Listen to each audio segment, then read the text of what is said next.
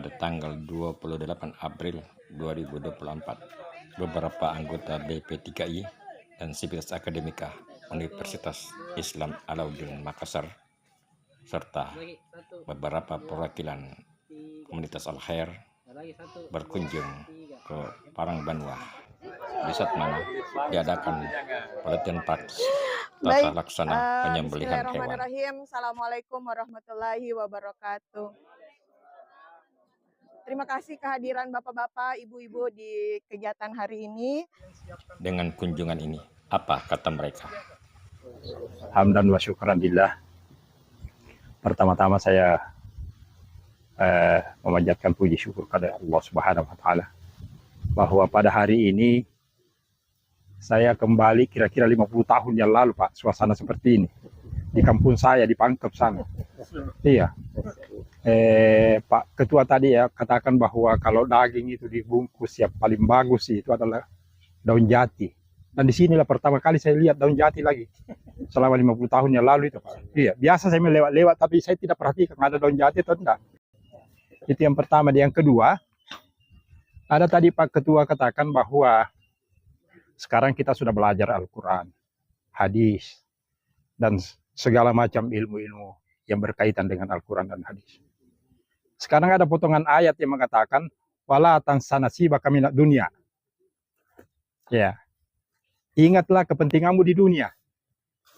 Ya, itu yang ayat pertamanya itu abtagi bima atakallahu daral akhirah. Dan carilah pahala akhiratmu sebagaimana Allah telah anugerahkan kepadamu.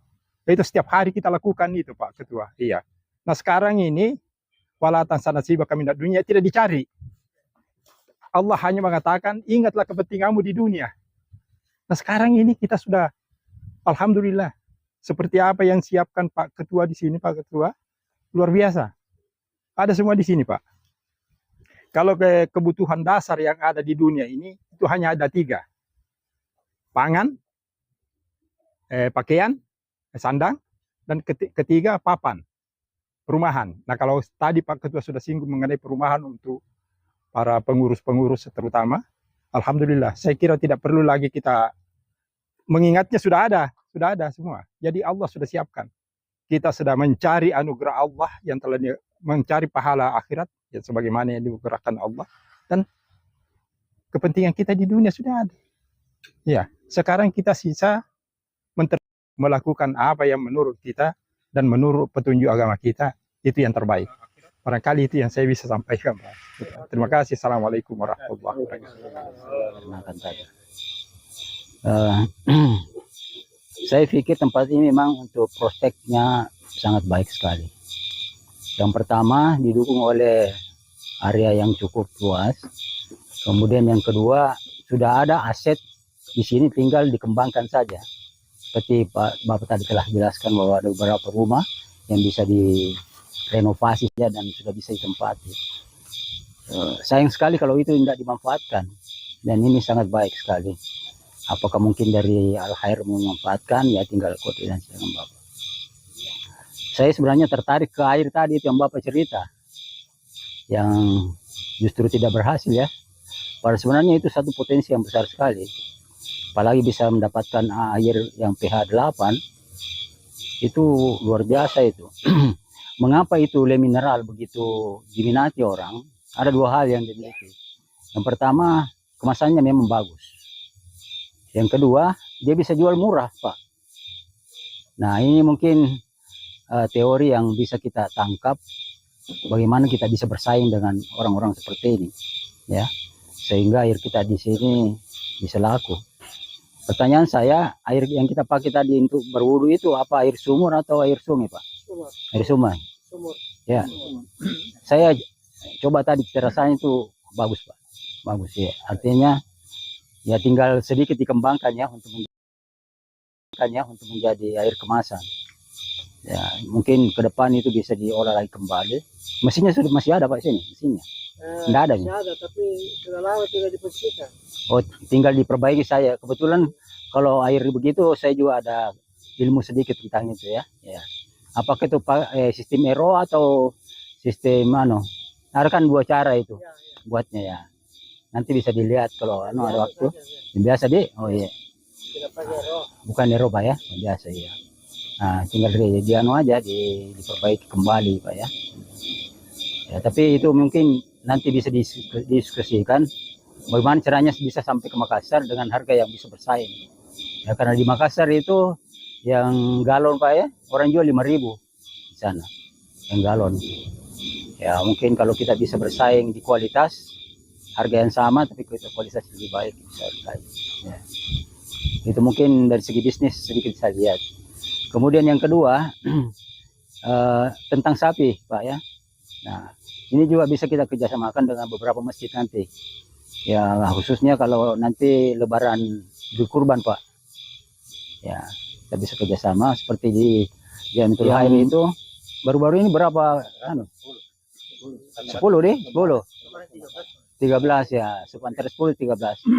Nah, itu daripada mereka jauh-jauh membeli sapi ya, kalau di sini ada harganya lebih baik, mungkin bisa kita arahkan kemari. Ya. Itu mungkin sedikit dari saya. Mudah-mudahan ada manfaatnya. Assalamualaikum warahmatullahi wabarakatuh. Bismillahirrahmanirrahim. Assalamualaikum warahmatullahi wabarakatuh. Ya, mungkin saya mulai dari ya, perkenalkan saya Wongsadi Saputra. Kebetulan saat ini sedang menjalankan studi PhD dalam bidang linguistik di Hungaria, Eropa Timur. Dan merujuk ke pembahasan tadi dan perencanaan nantinya di sini yang insya Allah akan tadi Bapak sampaikan bahwa akan ada museum peradaban Islam yang awal masuknya di Goa. Seperti yang kita ketahui bahwa jalan masuk Islam dulunya untuk di area Sulawesi ini pada Goa Tallo dan kerajaan-kerajaan lainnya, jalan masuknya pertama di Luwu kalau tidak salah Pak ya, kemudian ke Goa melalui Sultan Alauddin. Nah, jadi saya pikir untuk perencanaan museum itu sangat bagus sekali Pak, memang karena apalagi untuk menggait wisatawan internasional yang memang kalau di Eropa sendiri yang saya lihat kemana-mana pasti akan ada museum. Kita mau ke Belanda, mau ke Prancis, pasti tujuan-tujuan yang menjadi tujuan tidak akan lepas itu yang namanya museum. Ada yang berbayar dan pun tidak berbayar. Ada yang museum yang besar sampai yang kecil. Dan semua hal itu pasti dimuseumkan. Baik itu kalau di Hungaria sendiri pengalaman pribadi, bahkan alat-alat transportasi yang sudah tidak terpakai itu dijadikan satu dan dibuatkan museum. Dan setiap tahun itu dibuka untuk orang-orang kunjungi. Kendaraan transportasi umum yang sudah tua-tua itu malah menjadi primadona. Orang-orang datang, kemudian kadang dikeluarkan itu kendaraan-kendaraan tua dan dijadikan kafe seperti itu. Nah, kemudian melanjutkan itu tentang tempat-tempat yang saya lihat di sini potensinya sangat besar. Saya pikir untuk kita juga buat museum seperti itu, dan pendampingannya seperti tadi tentang pusat pendidikan dan bahasa itu akan lebih bagus lagi nantinya. Kalau saya lihat di sini areanya luas dan juga alam gitu, dan sekarang kalau kecenderungan anak-anak muda zaman sekarang itu malah memang cari alam mereka, apalagi ini jaraknya dari kota cuman sejaman mungkin Pak ya, sejaman mungkin lah, enggak sampai Pak Dek, 30 menit. Jadi kalau kita mungkin memberikan program yang bisa diadakan setiap weekend mungkin seperti yang ada di bayangan saya ini Pak, karena waktu saya di Belanda keliling-keliling mereka pasti selalu ada perpustakaan di depan rumahnya, orang ada perpustakaan, mereka simpan saja buku-buku itu perpustakaan di mana saja, jadi ada sudut-sudut. Nah di sini mungkin bisa jadi salah satu percontohan perpustakaan alam gitu. Jadi kita mungkin bisa sediakan sudut di mana yang memang buku-buku bacaan literatur yang masuk nih, literatur Islam tadi, masuknya Islam di Goa Tallo, kerajaan-kerajaan dan lain-lain, Selain itu literatur-literatur yang fiksi dan non fiksi, literatur bahasa tadi, bahasa Inggris, bahasa Arab, mungkin di mana bisa disediakan cukup dari bambu saja itu sudah cukup nih beberapa buku, mungkin nanti bisa dipikirkan lagi bagaimana untuk, mendapatkan, dan insyaallah kalau, referensi dan buku-buku sangat cepat kalau kita sebarkan bahwa di sini buka donasi buku itu berlomba-lomba orang untuk, akan berlomba-lomba orang untuk iya, mendonasikan buku-bukunya. Itu pertama.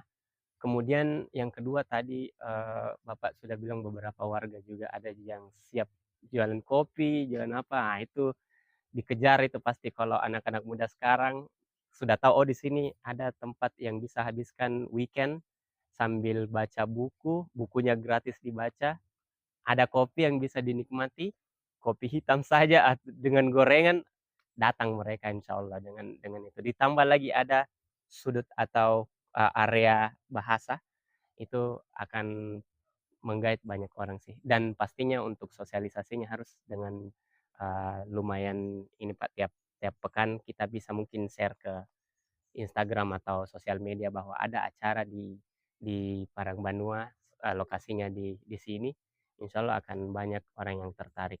Mungkin pasang baliho atau apa di depan, di jalan masuk di paling luar sebelum di jembatan kembar itu juga, dan aksesnya mungkin kalau saya lihat tadi belum jelas arah-arah papan petunjuknya, mungkin kita bisa di setiap belokan di Eropa jalan-jalan itu masuk hutan-hutan, masuk bukit-bukit, saya sempat hiking-hiking, itu petunjuknya sangat jelas di mana, oh pasti nggak hilang kalau di luar seperti itu. Jadi mungkin itu bisa diterapkan di